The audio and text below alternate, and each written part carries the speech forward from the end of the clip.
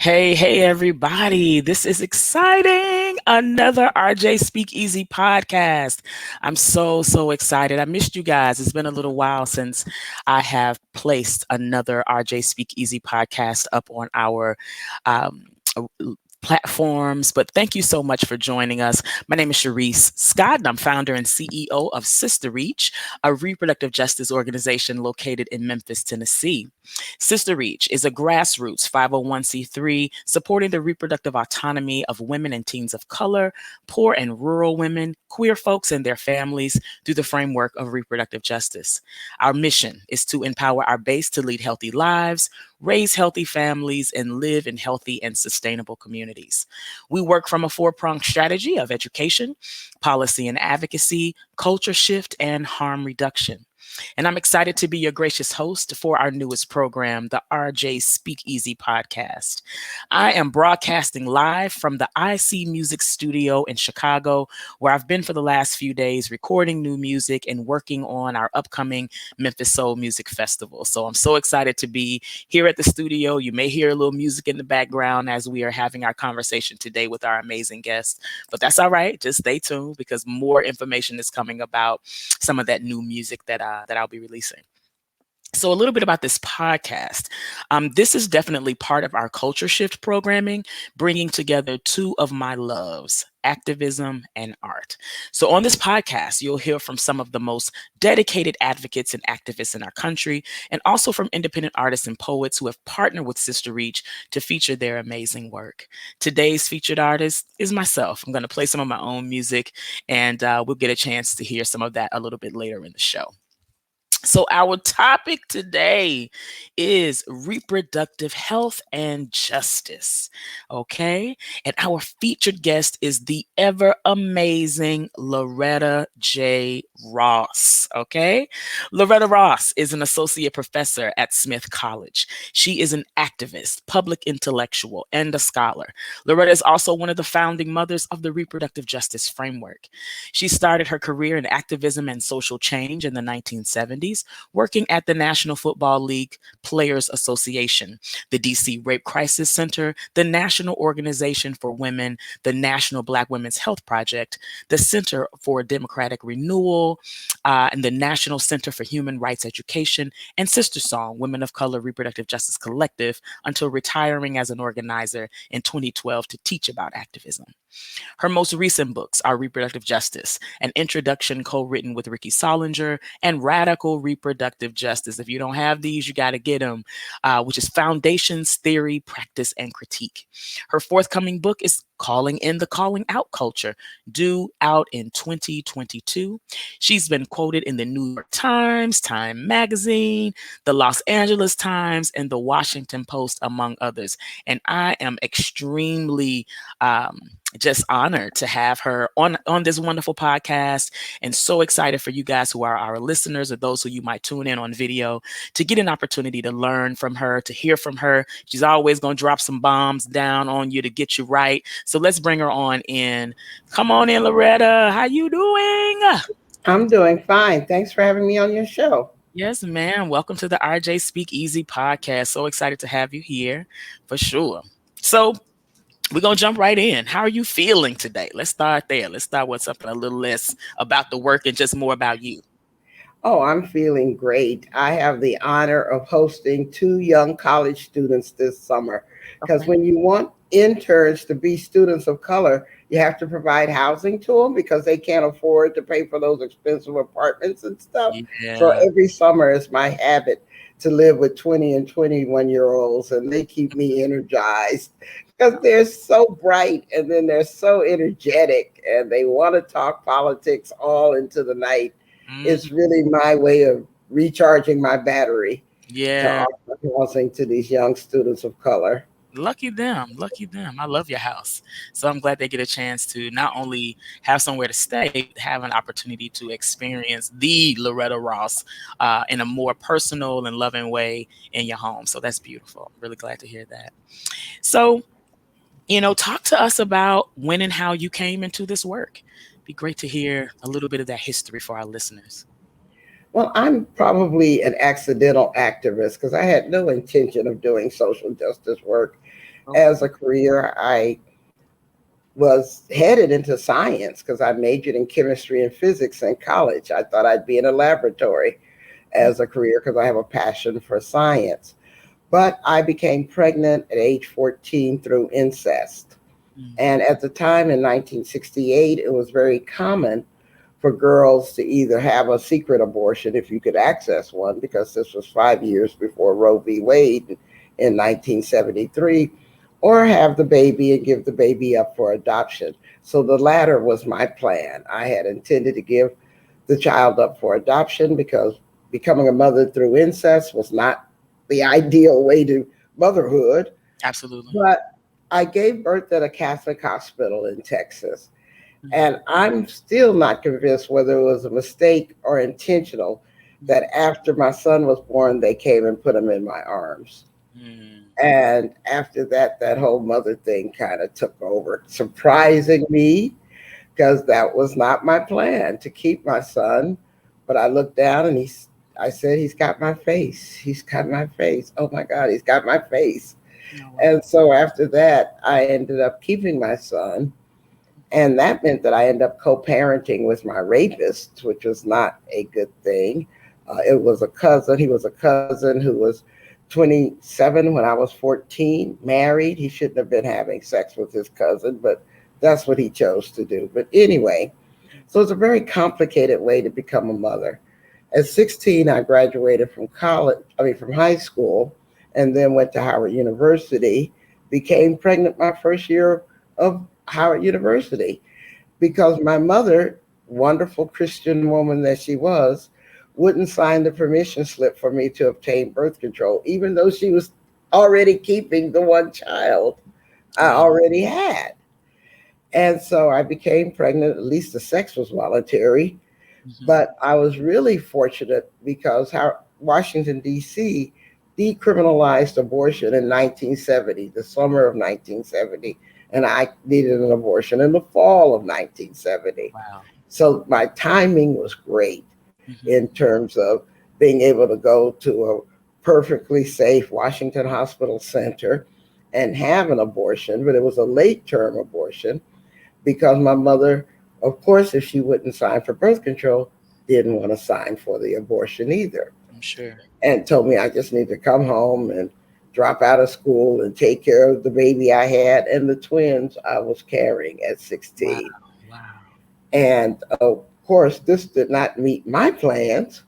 And so my big sister Carol, who's 9 years older than me, forged my mother's signature on the permission slip so that I was able to have a perfectly safe and legal abortion Mhm. at the Washington Hospital Center.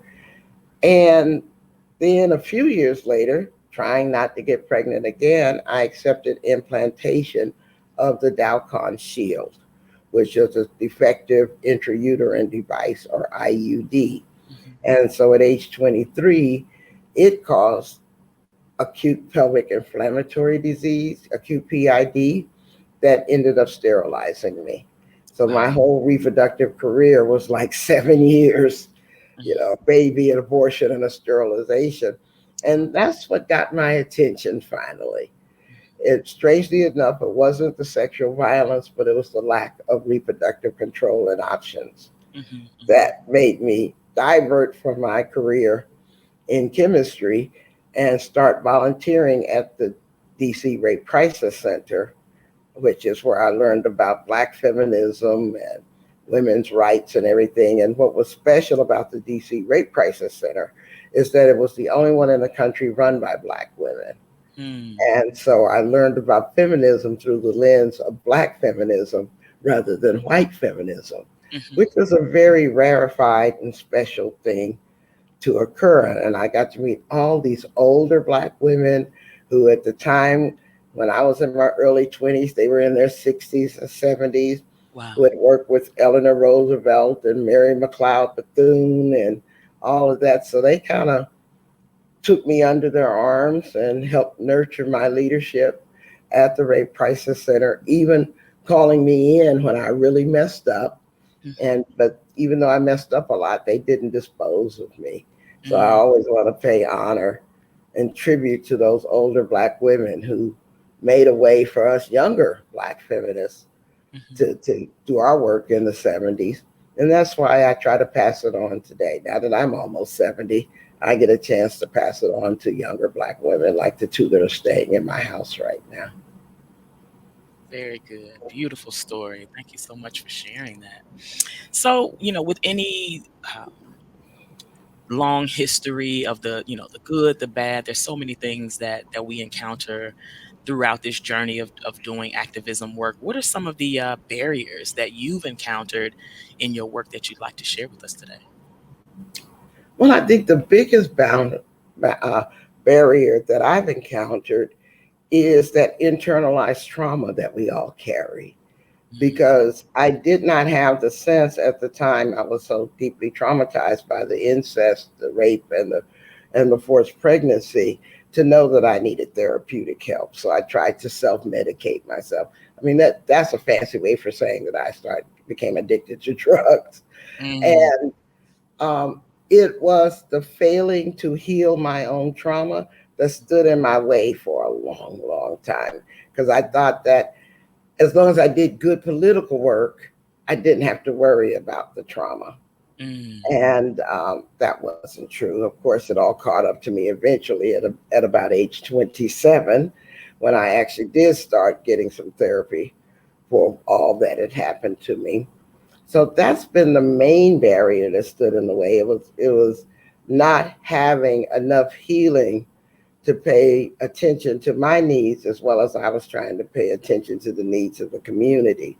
And mhm, being in Washington, D.C., as a college student, then as a young activist, you were in the center of the anti apartheid movement, the anti gentrification movement. The Rape Crisis Center was the first in the country. So the movement to end violence against women, all of these things were capturing my attention and embroiling me in them. I loved doing the activism, and I loved that DC was like kind of like a black feminist hotbed at yeah. the time, because Linda Leakes published the first black feminist newspaper that was called Up Front, and Faye Williams opened Sister Reach, the first black feminist news Yep. Yep. bookstore.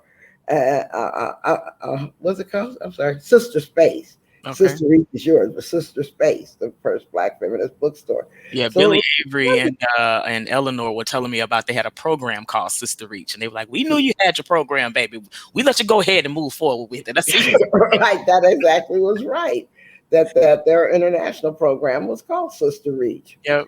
And so it was a wonderful, the 70s and the 80s were a wonderful time to develop my political consciousness, to find such a large Black feminist community to work with that worked on every issue. I mean, those were just the ones I focused on, but there wasn't a field of human endeavor that I couldn't find Black women doing the work. I remember how astonished I was when I met the first Black woman who worked at the State Department who was a Russian translator.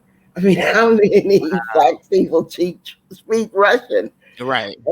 and, and worked as a Russian translator? But she said, well, when everybody else was taking Spanish, French, and Swahili, I decided to take Chinese and Russian. Wow. And so those were the kind of very special experiences I had in my 20s and my 30s. Hmm. And so I had a lot of bad stuff happen to me, which I don't have to get into detail of, but you can imagine what it's like to be poor Black and trying to do the work. Hmm. But I also wouldn't forego any of that because it made me the woman that I am right now. Hmm. And it it made me remember to stay humble Hmm. with what's happening, Hmm. because you can't believe your own press notices. You can't believe you're all that. You That's right. have to realize that you can still be that scared 14-year-old who's not in control of her life at any moment. That's And right. that's that feeling that I keep with me Hmm. as I do this work. Because I think it's a crime that it's harder for a young Black woman to get an abortion now than it was in 1970. Yeah. There's Yeah. something wrong with that picture. Hmm. Our work should be getting easier, not harder. Harder. Yeah. Exactly. And so that concerns me too. It's part of the barriers because we're dealing with a growing authoritarian fascist movement Yeah. that is determined to violate not only our human rights, but do so globally. Hmm. And as we're watching the deconstruction of democracy, the attack on voting rights, the attack on women's health, and the attack on LGBT folks, and all of this is going on. Yeah. I'm a little frustrated that some of these fights should have been behind us and not still be going on 50, 60 years later. Yeah, I've definitely been hearing that more and more from, some of our what I would call our elder sisters in the movement, or senior sisters who have been in here 20, 25 plus years doing the work, just pissed off, right? That we're still doing some of the exact same work, that we've not been able to move the needle, that the work seems to be getting harder. I really can't imagine, what it must be like to sit in spaces where we're working on things that you guys were working on 20 plus years ago, and we're still coming up with some of the same strategies. It's the wheel isn't, hasn't been, doesn't even need to be reinvented. It's just, this is the strategy, these are the things that are working. So, but I really want to talk about the work itself, the reproductive justice framework that is 27 years old this year.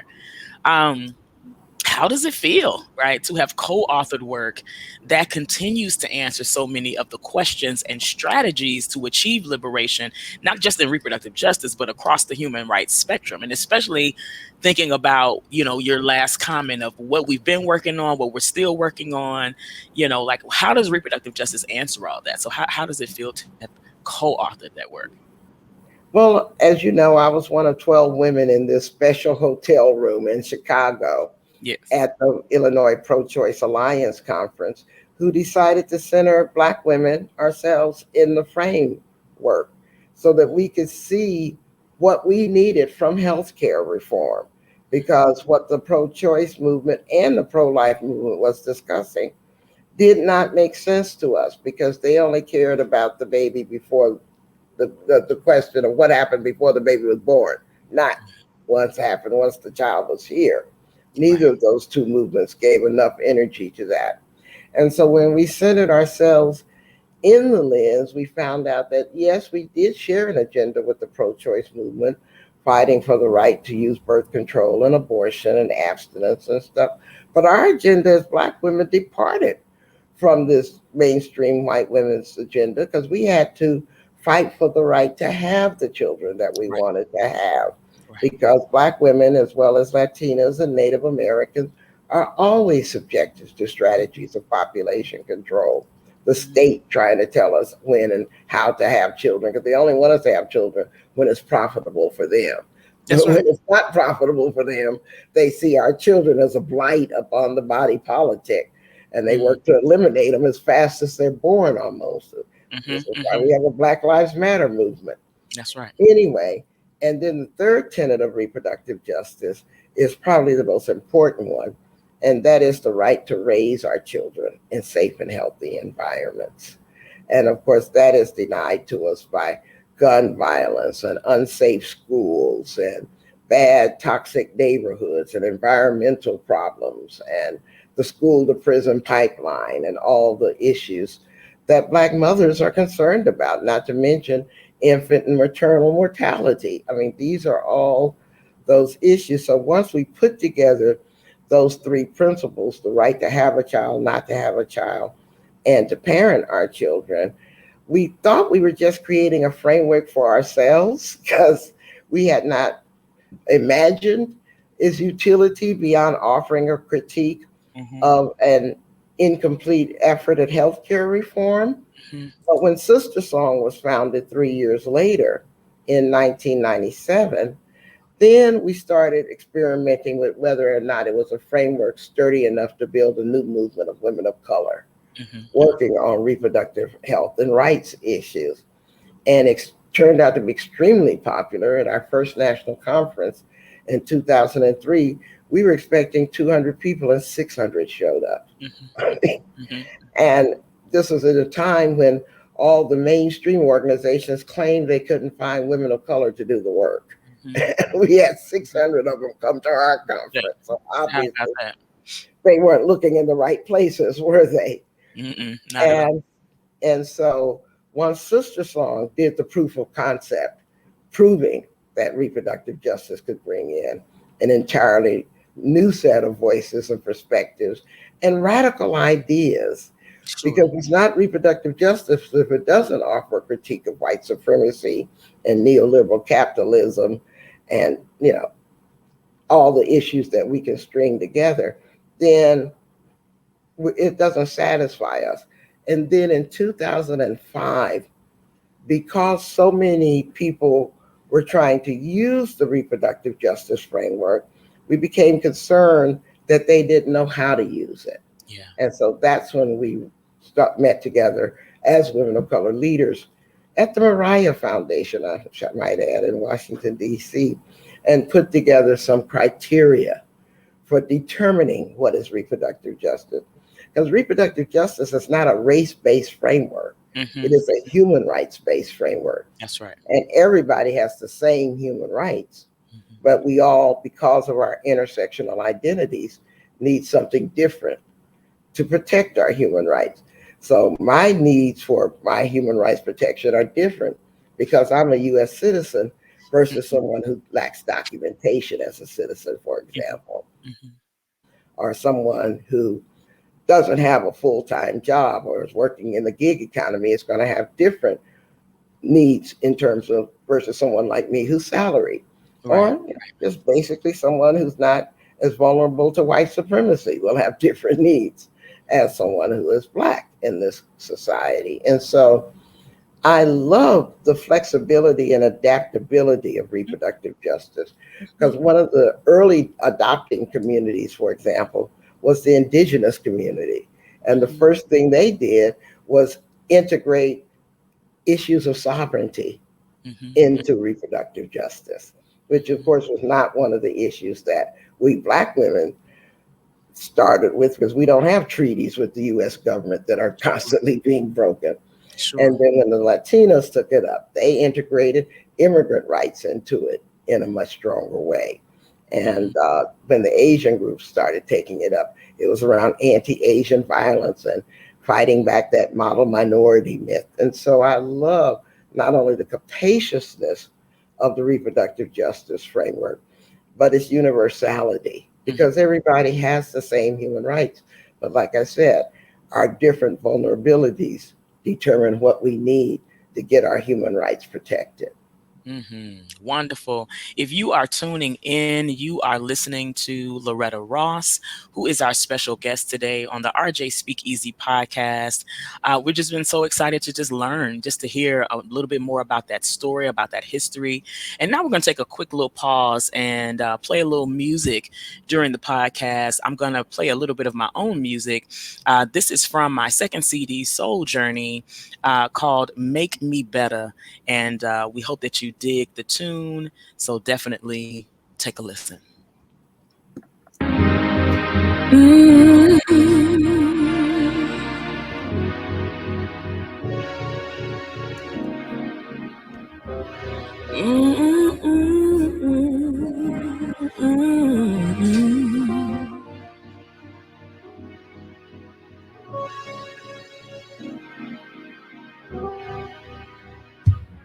What I would do for you is no excuse for you to mishandle me.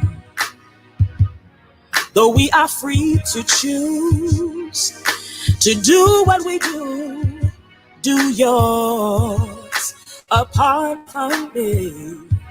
Cause what I see is that you don't appreciate what I've been to you. Maybe you got other things to work through that don't concern me. But you in my space, smiling in my face, wasting all of my precious time. Frontin' like you ain't been trying to burn me, yeah. I gave too much, I loved too hard. Those who showed me no regard to really want no regard to make me Oh, Lord, those who show me no regard.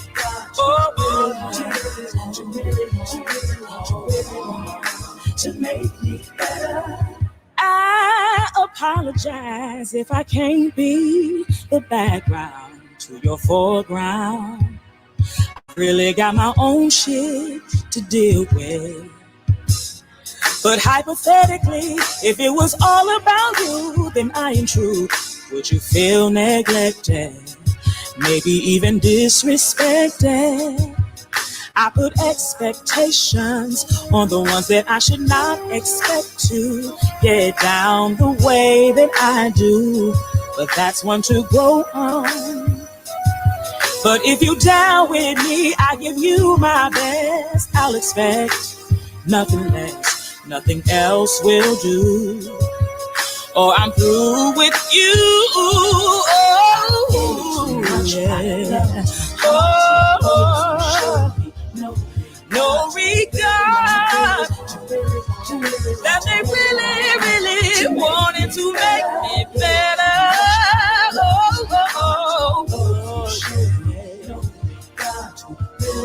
Really want it.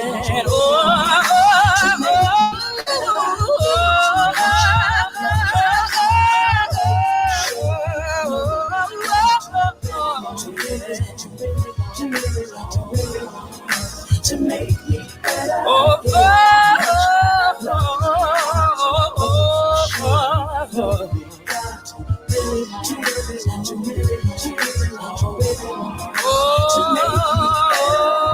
It was so clear to me, some near to me, and dear to me, one real to me, that used to hinder me. Then it occurred to me, them hurting me, deserting me, will never make me or break me. I got too much.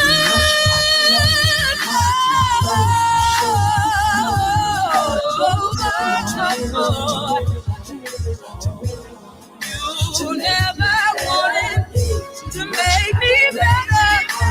Those who show me no regard.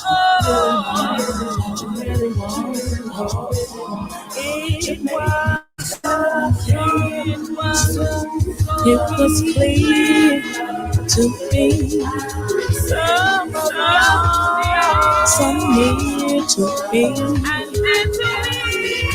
Just and dear to me. Weren't real to me.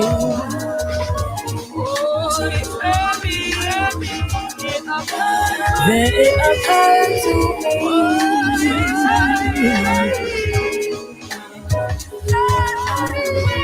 that I'm hurting me, deserting me,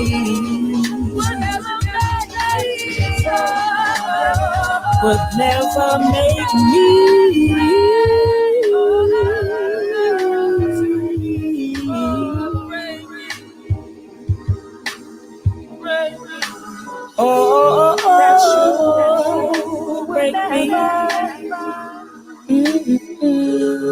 Oh, break me. Oh, break me.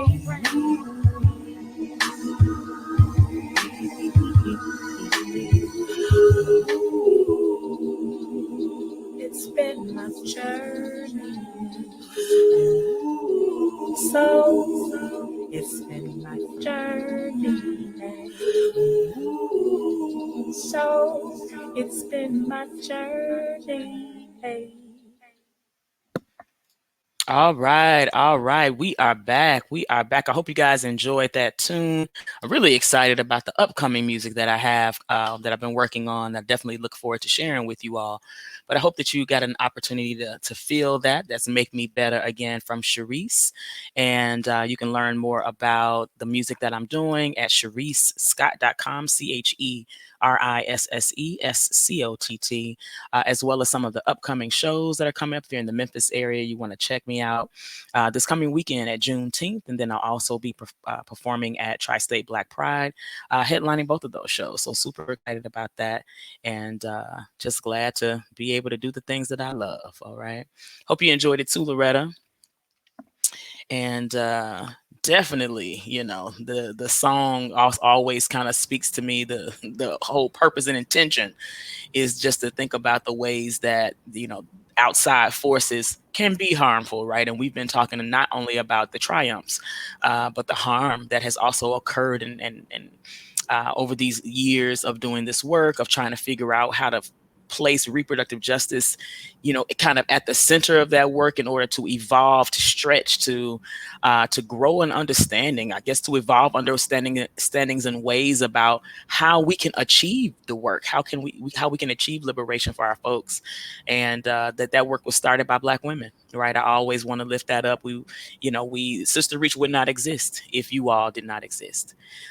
Sister Reach would not exist if you all didn't put together such an amazing framework that has not only been a personal testimony of liberation, but a professional testimony with the organization. So I absolutely appreciate that as well. Thank Um, you. you're very welcome. So I know that you've been doing a lot of work here lately about what I think is really impressive and important right now, about just the culture of this kind of social climate of movement work, of movement building, of just social media, and that is the work of calling in the calling out culture. And I know that you have a forthcoming book with that title. Why is this type of a subject matter so important? And what do you hope to achieve with this book? And I know that you've had a workshop series. I wasn't able to participate in the last workshops that you've done around this piece, but I'd love to hear, have our listeners hear more about what you want to achieve with the book and what we can expect from it. Well, I started looking at why we were being so mean to each other within progressive spaces Hmm. in 2016. And I think I was a late adopter of social media. So it wasn't until then that I actually started paying attention in a serious way to Twitter and Facebook and stuff. And I noticed that people were saying incredibly rude things and mean things to each other that they probably wouldn't say to each other online. I mean, Hmm. in person. And Hmm. so I asked a young person around me at the time, I said, "What's going on here? Why are people just teeing off on each other?" And she said, "Oh, you mean the call out culture?" And I said, "Y'all named it?" And she said, "Yeah."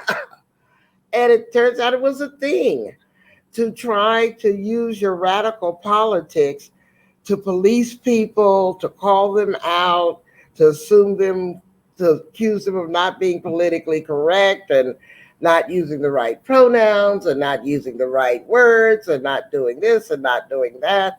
And it was really interesting that most of the bitterest critics weren't self critical of their own practices, Right. and they were actually thinking that the way to do human rights work is to join this bully mob of calling people out. They think they're doing the right thing, but they're going about it in the wrong way. Hmm. And they lack a principles way to have honest debates within the movement without them being totally personalized.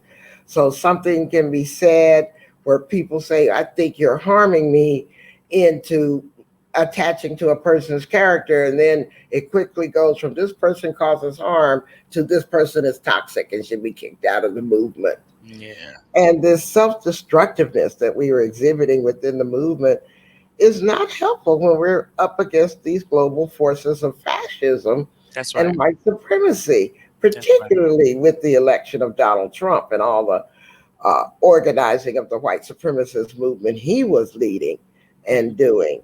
And we don't know how to express solidarity with each other. Hmm. So that if I'm working on women's rights and you're working on racial justice and you're working on trans rights, let's figure out how we can work on all our issues together That's right. instead of calling each other out for not working on everything that you think is important, that kind of thing. And we really can't even afford to be this circular firing squad, this self destructive. mess that we are. And it's actually the reverse of movement building when you fight unity and think you're supposed to atomize each other Mhm. through the political call outs and the name calling. And I mean, back in the 1970s, we just call it gossip. Mhm. And of course, we were subjected to COINTELPRO, the counterintelligence program of the FBI, trying to destroy the unity Mhm. of not only the Black Power movement, but the American Indian movement and the Chicano movement and all of that. Mhm. And so when I noticed this phenomenon in 2016, I decided that I had something I could contribute to it because at the Rape Crisis Center in the 70s, we taught Black feminist theory to men who were incarcerated for raping and murdering Black women. Mhm. Mhm. And those weren't a group of guys that I ever thought I'd have a calling in conversation with as a survivor myself, but Mhm. we did it. And then in the 1990s, I worked with Reverend C.T. Vivian, who was an aide to Dr. Martin Luther King, and Reverend Vivian unfortunately passed last summer. But he used to say all the time that if you ask people to give up hate, then you need to be there for them when they do. Mhm. And I didn't like that message when I first heard it. But once I started working with Leonard Zeskin and others to help deprogram people who'd been in the Klan and the other parts of the white supremacist movement, I understood what Reverend Vivian meant, that people are better than, like Brian Stevenson say, better than the worst mistake they've ever made in their lives. They Absolutely. Absolutely. and so that was another thing that I thought I could contribute to this discourse around calling in and calling out Mhm. so that we don't overstate harm. See that somebody who disagrees with us is not an enemy. Mhm. I mean, it's just that they may have a different set of life experiences Mhm. that are just as complicated as yours. Absolutely. Absolutely. And so that's what I've been working on. And I do teach it online along with a wonderful trans educator named Lone Tran, who joined my staff a few weeks ago and is leading the online discussions. You can sign up for it at my website, lorettajross.com. And each lecture is only $5. So we figure for $5 to get some knowledge, that's a real good deal. That's awesome. Well, good. Awesome. Well, I think that it's beautiful work. I think that it's work that we need to be talking about. Um, I've definitely, had to experience that kind of interesting cancel culture within movement spaces. It doesn't feel good. It hinders the work, um, and it doesn't move us closer to our goals. And so I'm very glad that not only that you're leading it, but you're leading it from a vantage point of your own skin in the game of being in this movement for so long, and being able to see how the work has evolved, how we're handling one another has evolved. Those pros and cons. So that's going to be great. So guys, definitely look forward to getting this amazing book, Calling in the Calling Out Culture, written by none other than our featured guest, Loretta Ross. So let's talk about the people your work serves, right? What does justice look and feel like in an unjust society? Well, I'm actually quite energized by the fact that there's a justice alignment taking place, Hmm. even though the powers to be don't recognize it. We recognize the symbiosis between reproductive justice and environmental justice and economic justice and health justice and food justice, climate justice, on and on and on, so that we're understanding that we have to go way beyond this rather tepid equality equity conversation that we've been having and people think is how you cure white supremacy, and really arrive at a state of full and equal justice for every human being, so that Absolutely. everybody's life is seen as being important and deserving of their full human rights. And so I love the fact that justice is a global framework Hmm. that is emerging from all of this oppression that we are experiencing. And Hmm. people are arriving at that same landing space, even though it's a very decentralized, distributive leadership Hmm. process, kind of like what Black Lives Matter embodies. Mhm. And so it's happening very organically. And that means that it can't be assassinated by a bullet coming from the right to the left. It Mhm. can't be just overlooked just because the mainstream media is not covering it. I Mm. love what's happening now in within the movement, even though I understand what we're fighting is becoming more ruthless, more deadly, Yeah. more determined to deconstruct democracy, even as we try to become participants in it. And Yeah. so, but at the same time, I don't get disheartened and I don't get cynical because I'll always remember that my mother had to work as a domestic worker, cleaning white folks' houses on her hands and knees and raise 8 children at the same time, Mhm. you Mhm. know.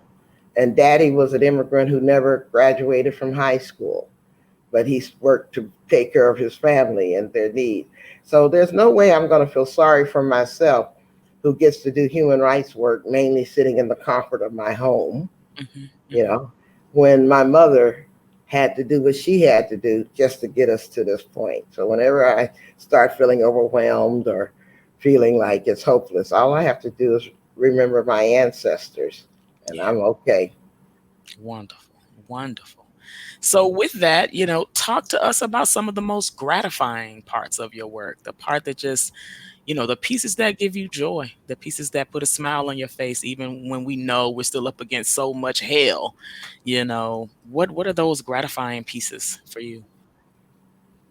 Well, there's a couple of things. First of all, as I said, just working with young people is like sticking my finger into a light socket and getting an electric charge because they're so infinitely bright and energetic.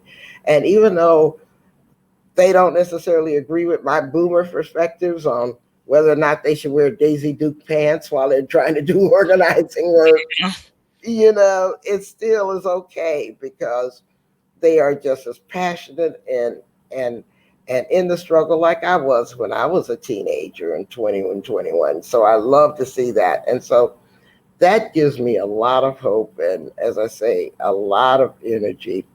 But the other thing that's giving me hope is the inevitability of our success Mm. because we're Deborah Small said this to me once.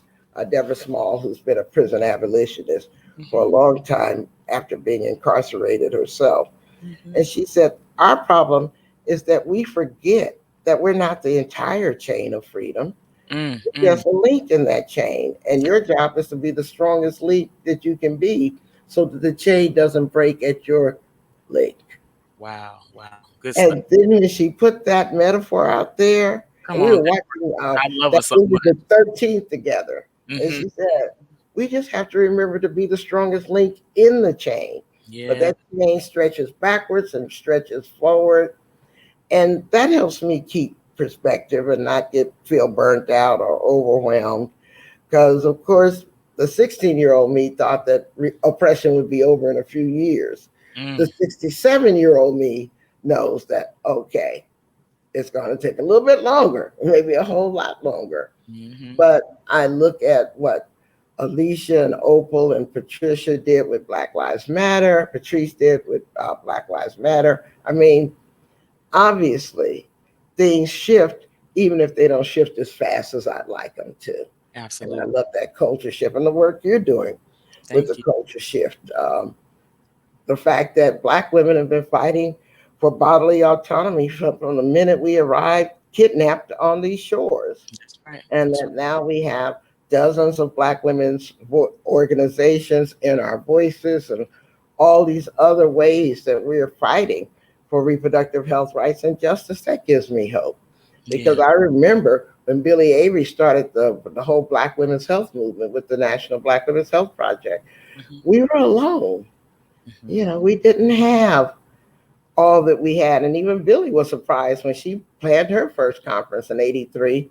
And she was expecting maybe 500 people, and dang near 2,000 Black women showed up. Wow. And so we've been at it a long time, but I don't get discouraged because, as I say, I'm just a link in the chain, and I'm just going to spend my time being that strongest link I can be.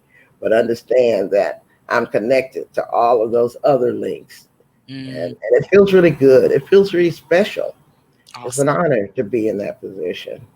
Very good. Very good. I appreciate that. Um, so, I know so many people are inspired by you, myself included, but like who inspires you, Loretta? Who inspires you and why do they inspire you?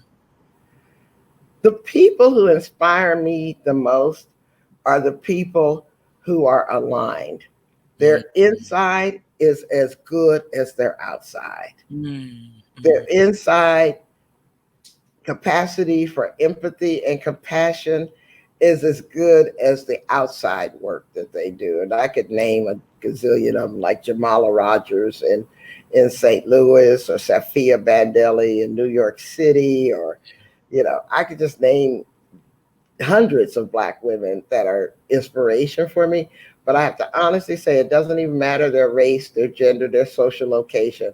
The people I admire the most are the same authentic people through and through, that you wow. know what you're getting, Yeah, whether they've got a camera on them or not, whether they got an audience or not. They're yeah. going to be their same authentic selves. They don't change registers to try to please a crowd or to Mm. perform activism. They're the Huh. same Talk authentic about people. performative activism. Okay. Exactly. So, I've actually been disappointed a couple of times where I would have this real hero worship thing going on for someone, and then when I actually got a chance to meet them, I got disappointed.